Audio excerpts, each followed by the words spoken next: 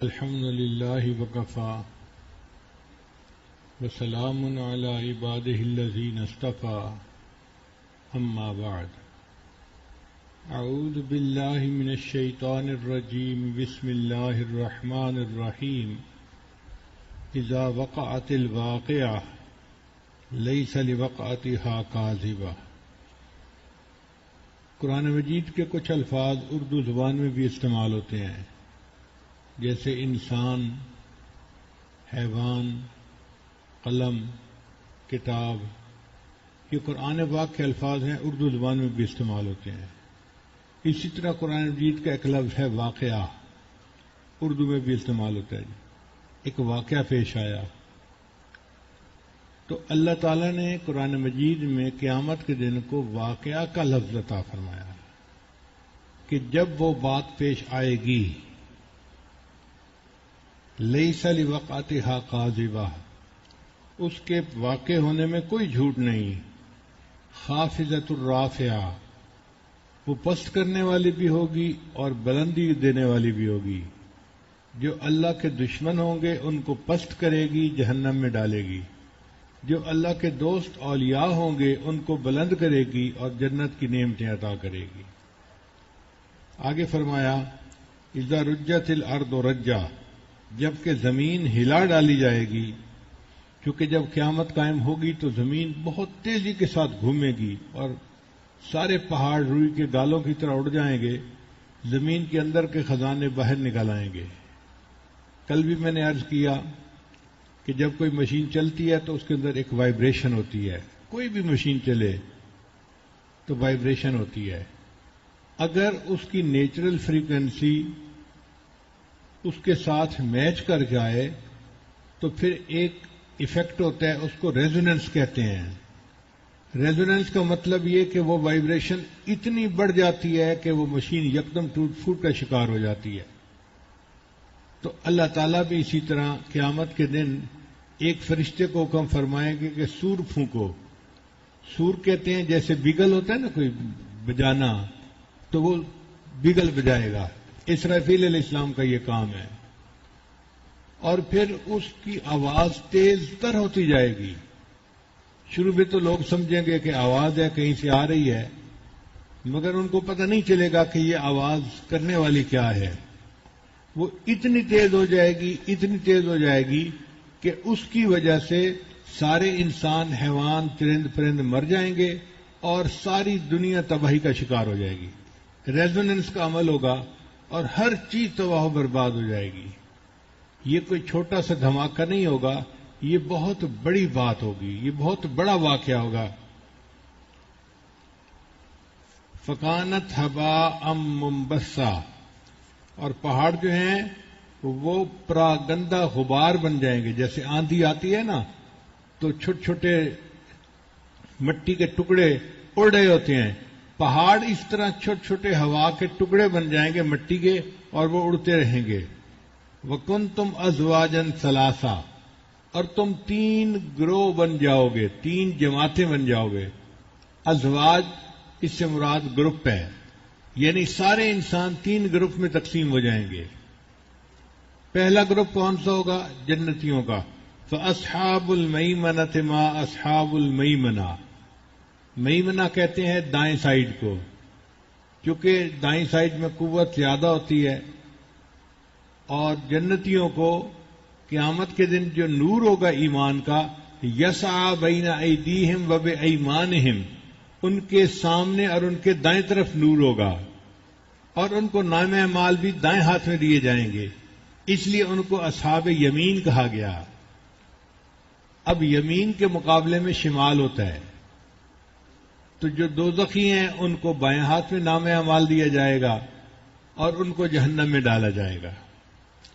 تاہم اللہ تعالیٰ نے پہلے اصحاب الیمین کا تذکرہ کیا۔ اصحاب الیمین سے مراد کون؟ جنت جانے والے لوگ، نیک لوگ، ابرار لوگ۔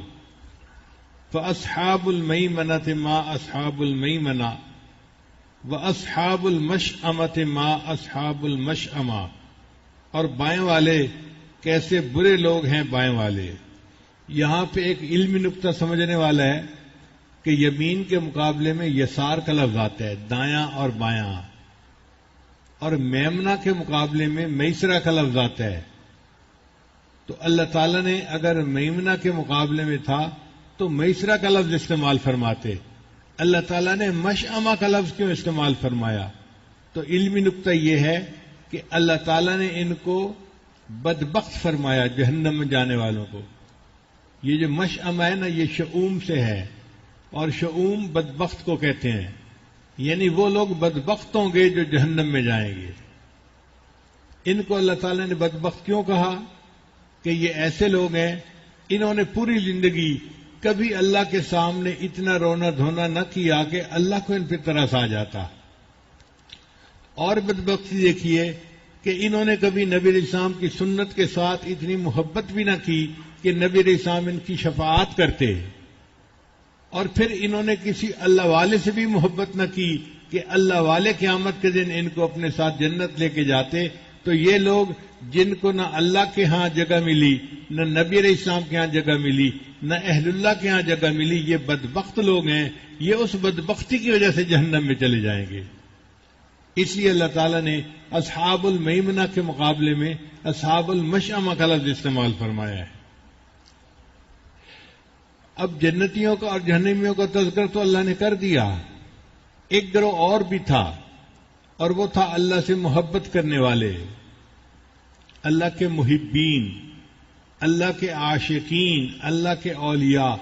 اللہ نے ان کا تذکرہ پہلے نہیں کیا، اس لیے تشویق کے لیے کہ سامع کے دل میں ایک شوق پیدا ہونا چاہیے کہ جنتیوں کا اور جہنمیوں کا تو تذکرہ کر دیا، جو اللہ کی محبت میں زندگی گزارنے والے تھے ان کا کیا بنا؟ اللہ نے تذکرہ نہیں کیا. اس لیے اللہ نے آخر پہ فرمایا والسابقون السابقون، اور آگے والے تو آگے والے ہی ہیں. سابق کہتے ہیں آگے بڑھنے والا، تو آگے بڑھنے والے تو آگے ہی بڑھنے والے ہیں. کچھ لوگ ہوتے ہیں جو نیکی میں کوشش کرتے ہیں اور دوسروں سے زیادہ آگے بڑھنے کی کوشش کرتے ہیں، ان کو سابقون کہتے ہیں. سابقون بالخیرات اولئک المقربون. اللہ فرماتے ہیں وہ تو مقرب لوگ ہیں. فی جنات النعیم، وہ جنت کے باغوں میں ہوں گے. تو عجیب بات یہ ہے کہ سابقون کا تذکرہ اللہ نے بعد میں کیا، مگر سابقون کو جنت کی جو نعمتیں ملیں گی ان کا تذکرہ پہلے کیا.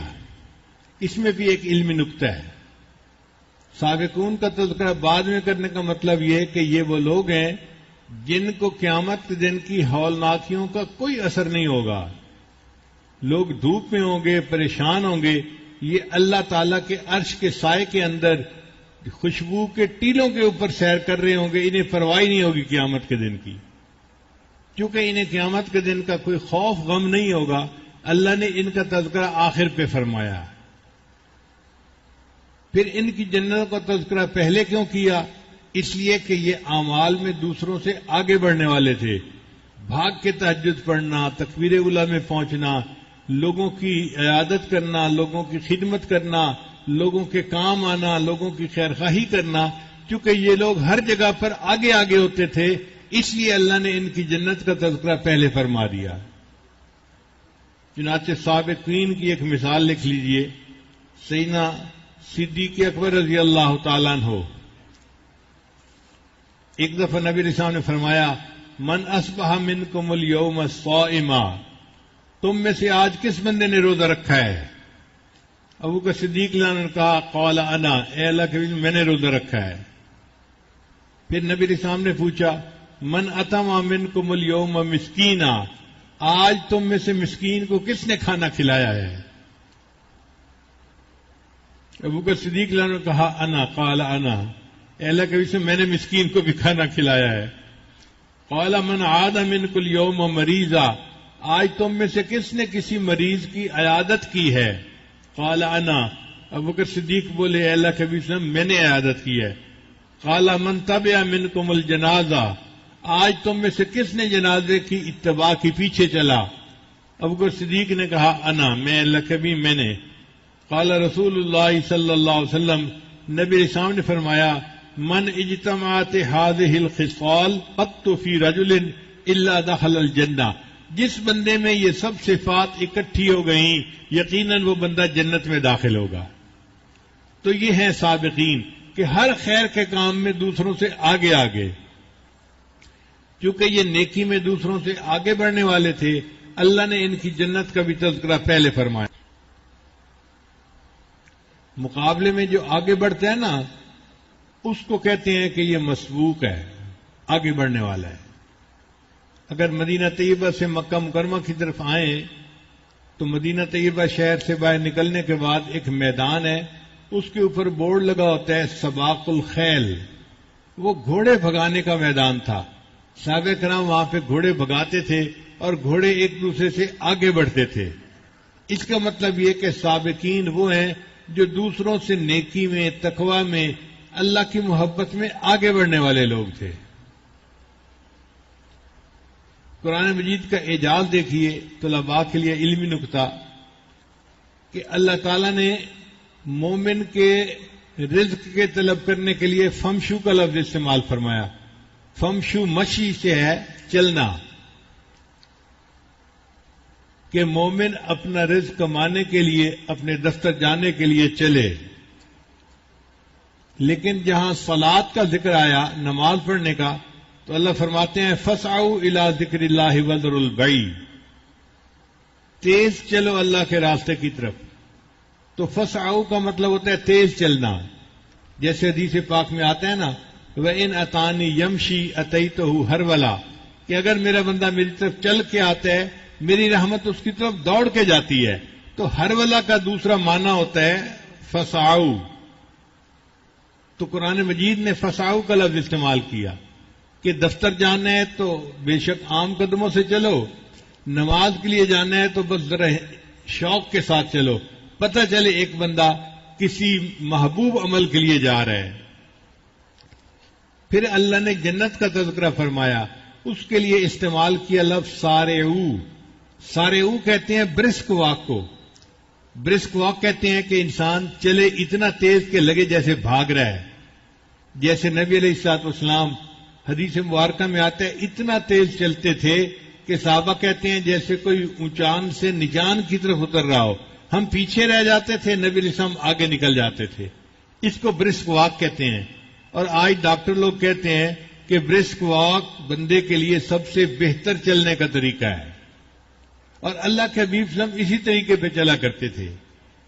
تو جنت کا جب تذکر آیا تو فرمایا سارعو، تم تیز چلو جنت حاصل کرنے کے لیے۔ تو طلب رزق کے لیے فمشو کا لفظ استعمال کیا، نماز پڑھنے کے لیے فسعوا کا لفظ، اور جنت طلب کرنے کے لیے سارعو کا لفظ، اور اللہ سے مغفرت پانے کے لیے سابقو کا لفظ۔ سابقو الی مغفرت من ربکم، تو اللہ کی مغفرت کے لیے سابق کا لفظ۔ سابق کا معنی دوسروں سے آگے نکلو، اتنا تیز بھاگو۔ تو رزق کے لیے فمشو کا لفظ، نماز کے لیے فسعوا کا لفظ، جنت کے لیے سارعو کا لفظ، اور مغفرت کے لیے اللہ نے سابقو کا لفظ استعمال فرمایا۔ اور پھر جہاں اپنی طرف آنے کا جو ہے تذکرہ تھا، اللہ نے وہاں پر ففروا کا لفظ استعمال فرمایا۔ ففروا کہتے ہیں ایک بندھی ہوئی چیز کو چھوڑا جائے تو وہ ایسے بھاگتا ہے کہ کوئی اس کو پکڑ ہی نہ سکے۔ آپ دیکھیں جانور کئی مرتبہ چھوڑا جائے تو وہ ایسے بھاگتا ہے کہ اس کو پکڑنے والا پکڑ ہی نہیں سکتا، اس کو کہتے ہیں فرار اختیار کرنا۔ اللہ بھی فرماتے ہیں میرے بندو، تمہیں نفس نے جکڑا ہوا ہے، دنیا نے جکڑا ہوا ہے، تمہیں تمہاری جھوٹی محبتوں نے جکڑا ہوا ہے، اب تم ان سے اپنے آپ کو چھڑا کے بھاگو اللہ کی طرف۔ ففروا الی اللہ، تیز بھاگو اللہ کی طرف، ایسے کہ دوبارہ تمہیں شیطان اور نفس پکڑ ہی نہ سکیں، تمہارے قریب ہی نہ پہنچ سکیں۔ تو طلب رزق کے لیے فمشو کا لفظ، نماز پڑھنے کے لیے فسعوا کا لفظ، جنت کے لیے سارعو، مغفرت کے لیے سابقو، اور اللہ تک پہنچنے کے لیے ففروا الی اللہ۔ چنانچہ اللہ تعالیٰ قرآن مجید میں فرماتے ہیں نیکوں کے بارے میں اولئک یسارعون فی الخیرات وہم لہا سابقون، تو یہ واقعی نیکیوں سے دوسروں سے زیادہ سبقت کرنے والے لوگ تھے۔ تو تین گروہ ہوں گے، ایک تو ہوگے نیک لوگوں کا جو ابرار کہلائیں گے اور یہ جنت میں جائیں گے،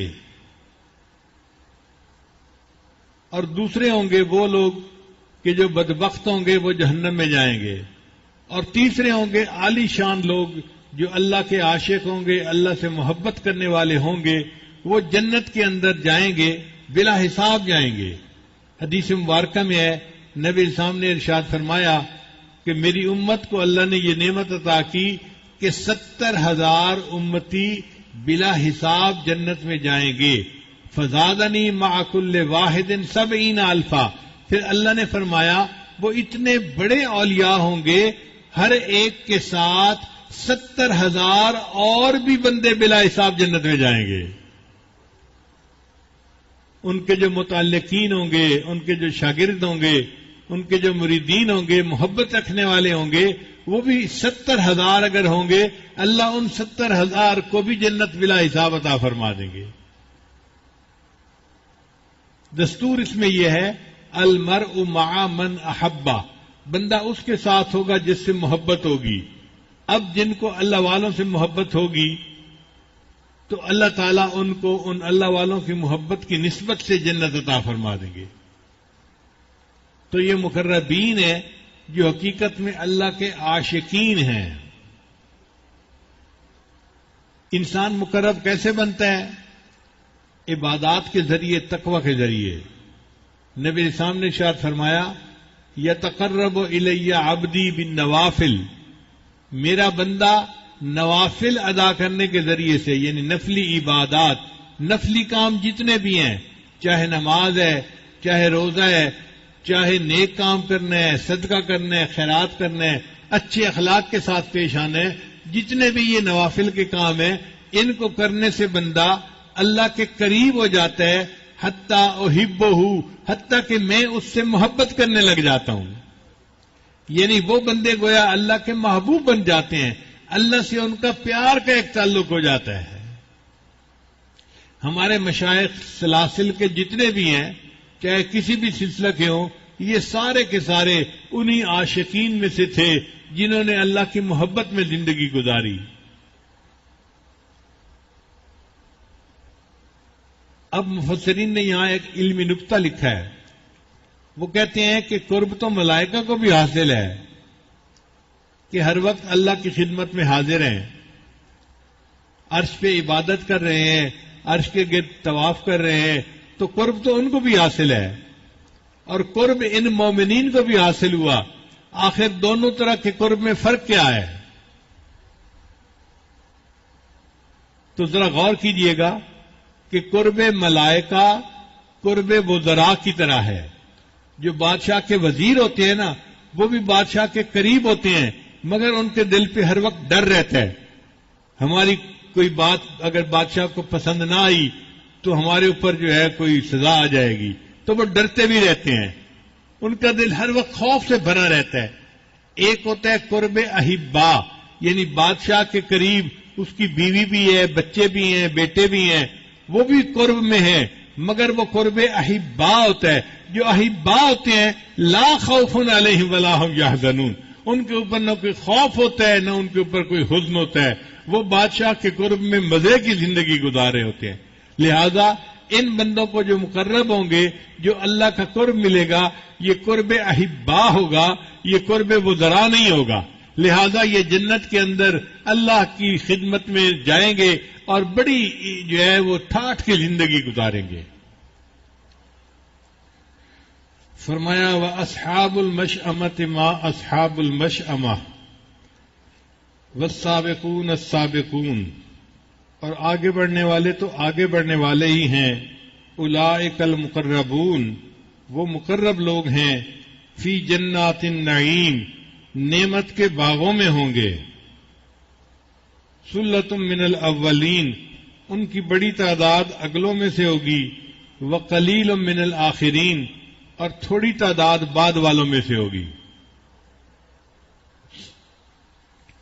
اگلوں میں سے بہت زیادہ ہوں گے اور بعد والوں میں سے وہ تھوڑے ہوں گے۔ مفسرین نے اس کا ترجمہ کیا ہے کہ اس سے مراد یہ کہ پہلی امتوں میں سے بہت زیادہ ہوں گے اور اس امت میں سے کم ہوں گے۔ اس کی وجہ کیا کہ پہلی امتوں میں ایسے لوگ گزرے ہیں 1,000 سال تک اللہ کی عبادت کرتے تھے۔ چنانچہ بخاری شریف کی روایت ہے، بنی اسرائیل کے ایک عابد نے 400 سال پہاڑی کی چوٹی کے اوپر اللہ کی عبادت کی۔ اب بتائیں، اتنا بڑا مجمع ہے، کوئی ہے جس نے 40 سال اللہ کی عبادت ایسے کی ہو؟ تو ہم میں سے تو 40 سال عبادت کرنے والا کوئی نہ نکلا، وہ 400 سال تک اللہ کی عبادت کرتے تھے، وہ اللہ کے عاشق تھے۔ لہذا یہ عاشق پہلی امتوں میں بہت زیادہ تھے، اور آخری امت چونکہ فتنوں کے دور میں آئی ہے، اس میں تھوڑے ہوں گے۔ جب یہ آیت اتری تو صحابہ کرام کے اوپر یہ بڑی بوجھ ہوئی، اے اللہ کے حبیب صلی اللہ علیہ وسلم، آپ کی امت کے لوگ تھوڑے اور پہلی امتوں کے لوگ اتنے زیادہ۔ تو نبی علیہ السلام نے اللہ سے دعا کی، پھر اللہ نے اس امت پر مہربانی فرمائی اور اس امت کے آخر کے لوگ جو تھے ان کے اجر کو بڑھا دیا کہ اگر ایک حصہ بھی عمل کریں گے اللہ تعالیٰ قیامت کے دن ان کو 100% حصہ کرنے والوں میں شامل فرما لیں گے۔ بھئی اتنی رکاوٹوں کے بعد، اتنے دجالی فتنوں کے بعد اگر یہ بندے تھوڑا بہت بھی کچھ کر لیتے تھے، ان کا وہ تھوڑا کرنا بھی مجھے پسند ہے، میں ان کو پہلے وقتوں والے کامل اولیاء کے ساتھ کھڑا کر دوں گا۔ اس لیے اللہ نے پھر اس صورت میں دوبارہ تذکرہ کیا سابقون کا اور فرمایا سلتم من الاولین و سلتم من الآخرین، پہلوں میں بھی بہت ہوں گے اور آخر والوں میں بھی بہت ہوں گے۔ اور یہ جو آخر والوں میں بہت ہوں گے یہ کس لیے ہوں گے؟ یہ نبی علیہ السلام کی رحمت للعالمین کا صدقہ، ان کی دعائیں ہوں گی کہ اللہ تعالیٰ ان کا اشر بھی سابقین کے ساتھ فرما دیں گے۔ پھر اللہ تعالیٰ نے آگے ان مقربین کی مجالس کا تذکرہ کیا ہے، علی سرر موضونۃ، جڑاؤ تختوں پر ہوں گے، یعنی ان کے لیے تخت بنے ہوئے ہوں گے جن کے اوپر یہ بیٹھے ہوئے ہوں گے۔ کئی دفعہ بندہ زمین پہ بیٹھ جاتا ہے اور کئی دفعہ بندہ کرسی پہ بیٹھ جاتا ہے۔ جو بادشاہ ہوتے ہیں نا وہ زمین پہ نہیں بیٹھتے، ان کے لیے تخت ہوتا ہے جس کے اوپر وہ بیٹھتے ہیں۔ تو جنتی چونکہ جنت میں بادشاہوں کی طرح ہوں گے، اللہ تعالیٰ ان کو تخت عطا فرمائیں گے۔ تو یہ جڑاؤ تخت جو ہے یہ یوں سمجھیں کہ ہر جنتی کو اللہ تعالیٰ ایک بادشاہ کی طرح تخت عطا فرمائیں گے، اس کے اوپر سونے کا کام کیا ہوا ہوگا۔ متکئین علیہا متقابلین، تکیہ لگائے آمنے سامنے بیٹھے ہوں گے۔ اب یہاں پر متقابلین کا لفظ جو ہے یہ بڑا بامانی ہے۔ کئی دفعہ بندے آمنے سامنے بیٹھتے تو ہیں مگر دل میں حسد ہوتا ہے، ایک دوسرے کی طرف دیکھتے نہیں، ایک کا منہ ادھر ہوتا ہے دوسرے کا منہ ادھر ہوتا ہے، ایک اپنے فون پہ لگا ہوا ہے دوسرے اپنے فون میں لگا ہوا ہے، جسم اتنا قریب ہے مگر ایک دوسرے سے تعلق کوئی نہیں ہوتا۔ اللہ فرماتے ہیں نہیں، یہ میرے مقبول بندے، میرے عاشق بندے یہ جنت میں آ کر پہنچے، اب یہ تخت پر بیٹھے ہوں گے، ایک دوسرے کے آمنے سامنے، ایک دوسرے کے چہرے کو خوش ہو کے دیکھ رہے ہوں گے، ہم کتنے خوش نصیب بن گئے، اللہ نے ہمیں اس پسندیدہ جگہ دارالسلام عطا فرما دی۔ تو لہذا ایک دوسرے کی طرف رخ کر کے بیٹھے ہوں گے، یطوف علیہم ولدان مخلدون، پھر رہے ہوں گے ان کے پاس لڑکے ہمیشہ رہنے والے۔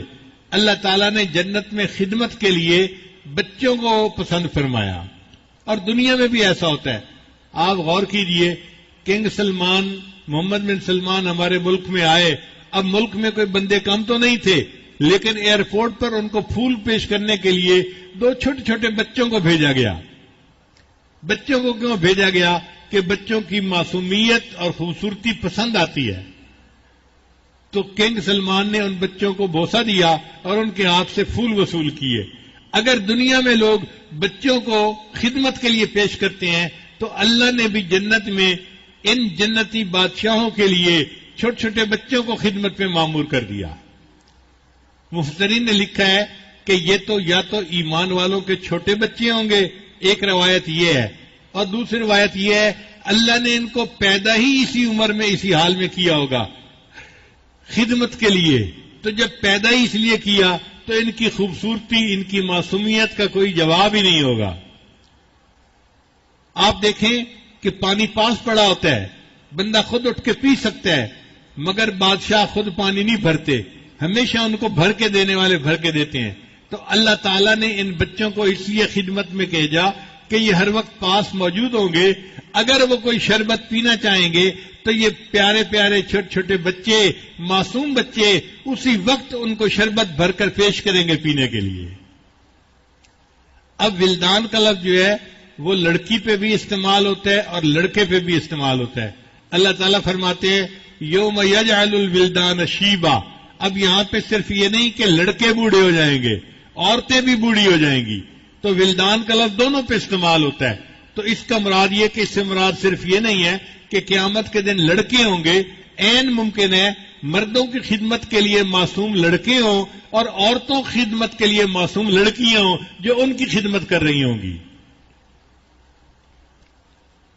بے اکواب و اواریق، پیالے اور جگ لیے ہوئے، وکاس من معین، اور جام صاف ستھری شراب کا، لا یصدعون عنہا ولا ینزفون، نہ اس شراب پینے سے درد سر ہوگی اور نہ عقل میں فطور آئے گا۔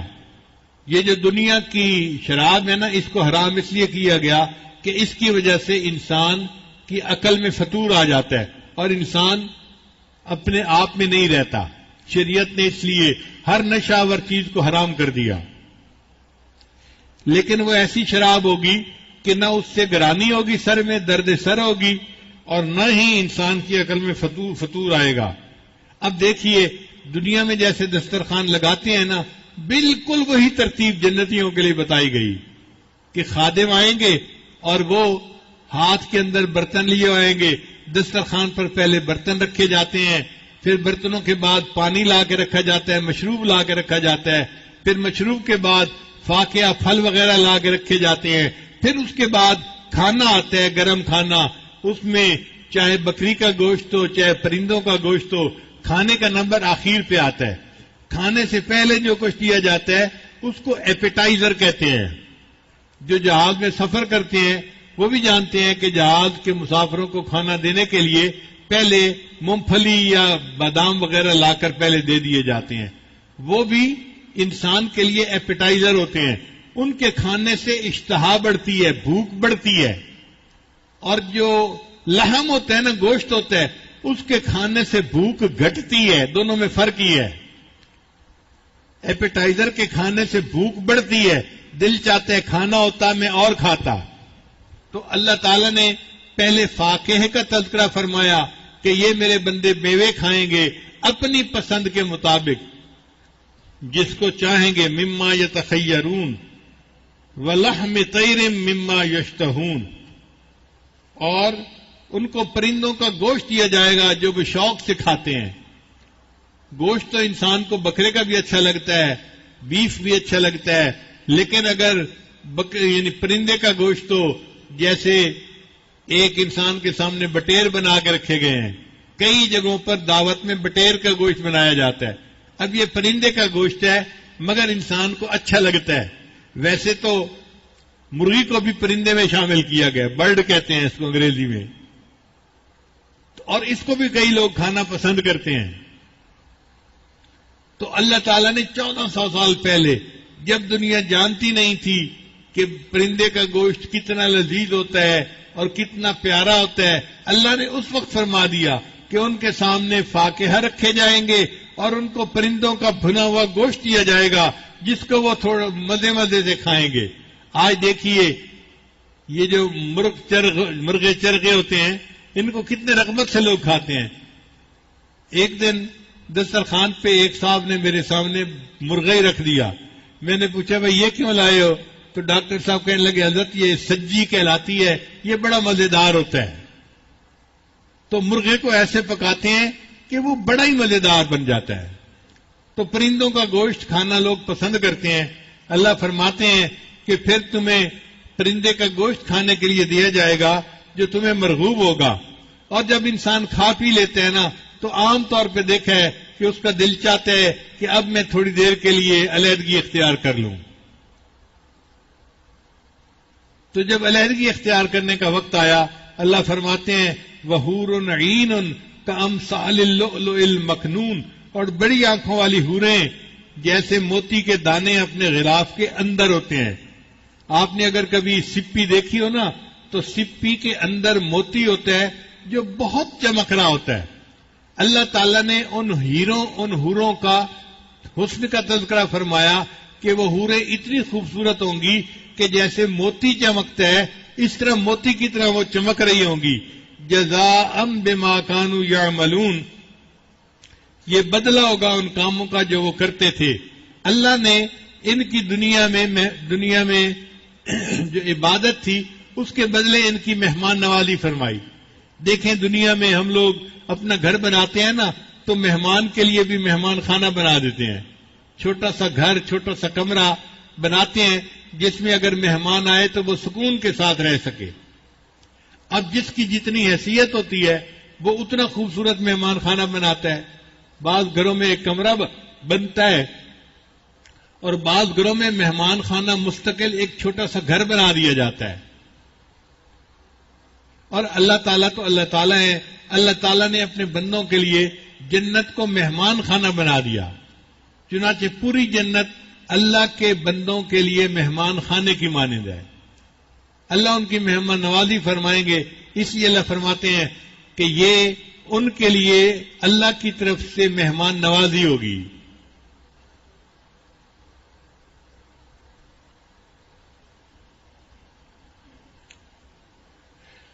اب بتائیے اگر کوئی مہمان گھر آئے اور میزبان اس کو کھانا تو کھلائے، پانی تو پلائے، خدمت بھی کروائے نوکروں سے، مگر خود ملاقات نہ کرے تو یہ کیسی مہمان نوازی ہوئی؟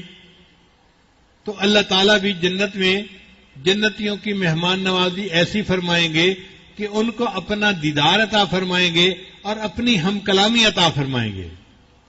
چنانچہ ارشاد فرمایا کہ لا یسمعون فیہا لغوا ولا تأثیما، یہ جنتی لوگ اس میں کوئی لغو اور گناہ کی بات نہیں سنیں گے. الا قیلا سلاما سلاما، صرف یہ سلام اور سلام کا بول کریں سنیں گے. یعنی جنتی آپس میں ملیں گے تو ایک دوسرے کو السلام علیکم کہیں گے، اور جب فرشتے ان کے سامنے آئیں گے تو وہ بھی کہیں گے سلام علیکم طبتم فادخلوها خالدین. اور پھر اللہ تعالی کی طرف سے بھی ان جنتیوں کو میسج آیا کرے گا سلام قولا من رب الرحیم. اب سلام کو 2 دفعہ استعمال کیا، الا قیلا سلاما سلاما. تو یہ ایسے ہی ہے جیسے بندہ ایک دوسرے کو کہتا ہے کہ جی اس کے ساتھ میری ہیلو ہائے ہو گئی.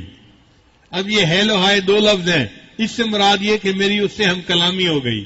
تو الا قیلا سلاما سلاما یہ لفظ 2 دفعہ استعمال کرنے میں نقطہ یہ ہے کہ ان جنتیوں کو اللہ تعالی سے ہم کلامی کا بھی شرف حاصل ہو جائے گا.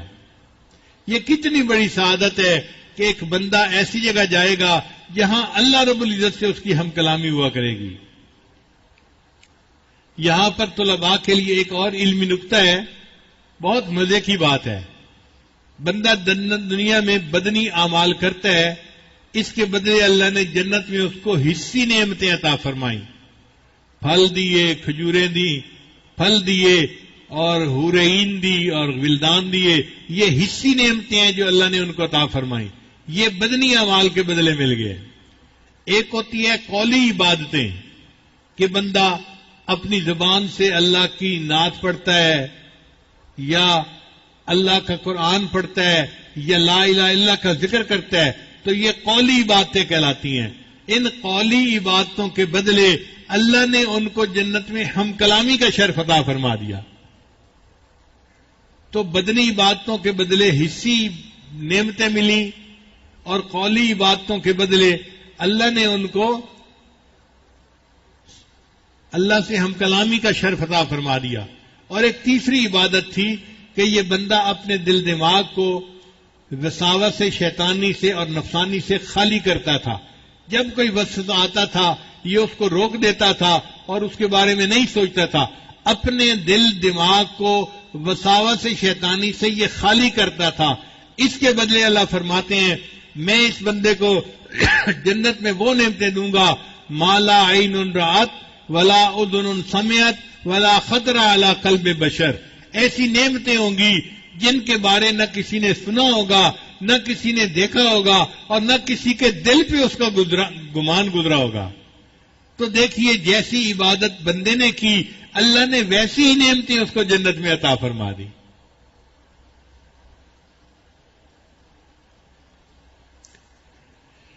پھر ہمارے گھر میں کئی لوگ آتے ہیں مہمان، ایک تو ورکر آتے ہیں کام کرنے والے، ان کو بھی پانی کی ضرورت پڑتی ہے، تو ان کے لیے جو امیر لوگ ہوتے ہیں نا وہ گھر کے باہر ایک کولر لگا دیتے ہیں کہ بھئی جو چوکیدار ہو، جو گیٹ کیپر ہو، جو کام کے لیے بجلی کے لیے پائپ فٹنگ کے لیے آئے جائے، اگر پیاسا ہے تو وہ اس کولر سے ٹھنڈا پانی پی لے۔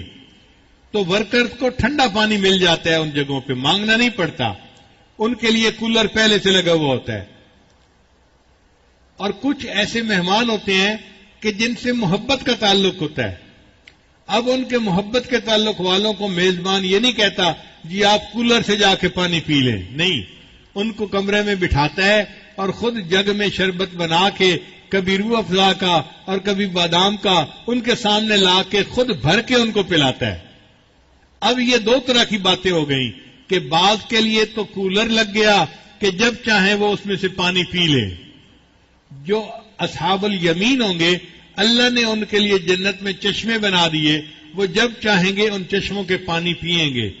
چنانچہ ان کے بارے میں اللہ فرماتے ہیں ان الابرار یشربون من کاس کان مزاجھا کافورا۔ دیکھو ایک کولر لگا ہوا تھا میٹھے شربت کا اور یہ ابرار وہاں سے جب چاہتے ہیں پانی پی لیتے ہیں۔ اور اللہ ان کے بارے میں فرماتے ہیں عین یشرب بہا عباد اللہ، یہ ایک چشمہ ہے جس سے کہ میرے بندے پانی پیئیں گے۔ یہ عباد اللہ کا لفظ استعمال کرنا ان جنتیوں سے اللہ کی محبت کی دلیل ہے کہ اللہ نے ان بندوں کو اپنا بندہ فرمایا ہے۔ یہ بڑا اعزاز ہے جنتیوں کے لیے کہ اللہ ان کو جنت میں شربت پلائیں گے اور پھر ان کو فرماتے ہیں یہ تو میرے بندے ہیں نا جنہوں نے مجھے راضی کیا اور میں نے ان کو اپنے مہمان خانے میں بلا لیا۔ پھر اس کے بعد مقربین رہ جائیں گے، ان کے بارے میں اللہ یہ نہیں فرماتے کہ وہ چشمے سے پانی پیئیں گے اور وہ گلاس بھر کے پیئیں گے۔ اللہ فرماتے ہیں وَسَقَاهُمْ رَبُّهُمْ شَرَابًا طَهُورًا، اور اللہ تعالیٰ ان کو خود شراب طہور عطا فرمائیں گے اور فرمائیں گے إِنَّ هَذَا كَانَ لَكُمْ جَزَاءً وَكَانَ سَعْيُكُمْ مَشْكُورًا، یہ تمہاری محنتیں تھیں، تمہاری کوششیں تھیں، تم دنیا میں میری یاد حاصل کرنے کے لیے بھاگ بھاگ کے اعتکاف کے لیے جاتے تھے، اجتماعات کے لیے جاتے تھے، فلاں جگہ گئے، فلاں جگہ گئے، اللہ کے راستے میں نکلے، تم نے یہ جتنی قربانیاں دیں آج اس کے بدلے تمہاری مہمان نوازی میں کر رہا ہوں اور میں تمہیں شراب طہور پلا رہا ہوں۔ دعا ہے کہ اللہ رب العزت ہمیں بھی قیامت کے دن اپنے مقربین میں شامل فرمائے اور ہمیں بھی اپنے ان بندوں میں شامل فرمائے جن کو اللہ تعالیٰ خود شراب طہور عطا فرمائیں گے اور جن کو اللہ تعالیٰ اپنے ساتھ ہم کلامی کا شرف عطا فرمائیں گے اور محبت کی نظر ان کو عطا فرمائیں گے۔ یہ خوش نصیب لوگ ہیں، جہنمی اگر بد نصیب ہیں تو ان مقربین کو اس کے مقابلے میں خوش نصیب کہا جا سکتا ہے، اور درمیان میں جو ابرار ہیں وہ بھی اللہ کی رحمت کے پانے والے لوگ ہیں کہ جن کو نبی علیہ السلام کی شفاعت ملی، نبی علیہ الصلوۃ والسلام کی جو ہے وہ شفاعت ملی یا مومنین کی شفاعت ملی، اور وہ بھی اللہ کے فضل سے اللہ نے اپنے ان کو جنت میں بلا لیا۔ چنانچہ 3 گروہ ہوں گے قیامت کے دن، ایک گروہ ہوگا اصحاب یمین ابرار لوگوں کا، نیک لوگوں کا، اور دوسرا ہوگا جہنمی لوگوں کا، یہ بدبخت لوگ ہوں گے، اور ایک خوش بخت لوگ ہوں گے، خوش نصیب لوگ ہوں گے جو اللہ کے مقرب ہوں گے اور یہ جنت کے خصوصی مہمان ہوں گے۔ ان کو اللہ نے تذکرہ آخر پہ فرمایا۔ ویسے بھی دستور ہے جہاز کی سواریاں لانچ کے اندر بیٹھی انتظار کر رہی ہوتی ہیں، پہلے عام سواریوں کو بلا لیا جاتا ہے، جب وہ بیٹھ جاتی ہیں نا پھر فرسٹ کلاس اور بزنس کلاس کی سواریوں کو بلایا جاتا ہے۔ اللہ نے بھی ایسے ہی کیا کہ تذکرہ تو سابقین کا سب کے آخر پہ کیا، لیکن اس کے بعد ان کو جنت میں کیا ملے گا اس کا تذکرہ پہلے کیا۔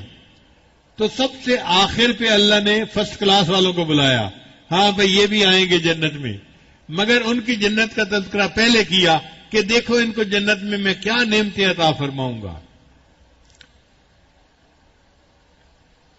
آج تک کا سبق بس اتنا ہی تھا۔